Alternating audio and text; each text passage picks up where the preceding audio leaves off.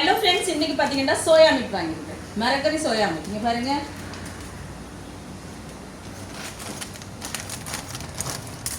பார்த்தீங்களா? இந்த மரக்கறி சோயா மீட் யார் இப்படி எல்லாம் சாப்பிட்டுருக்கீங்க? இது போடுறது இல்லை நான் பெருசா. இங்கே பாருங்க, இது வந்து இந்த மரக்கறி சோயா மீட்டை நண்பர்களே இப்படியே சாப்பிட நல்லா இருக்கும். நீங்கள் இப்படி சாப்பிட்ருக்கீங்களா? நல்லா இருக்கு. நீங்கள் சாப்பிடுவீங்களா? சாப்பிடுவோம். நல்லா இருக்கு நண்பர்களே.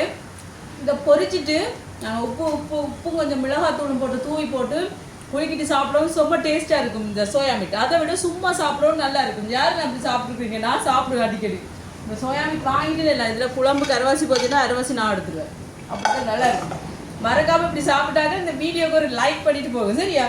சூப்பராக இருக்குங்க.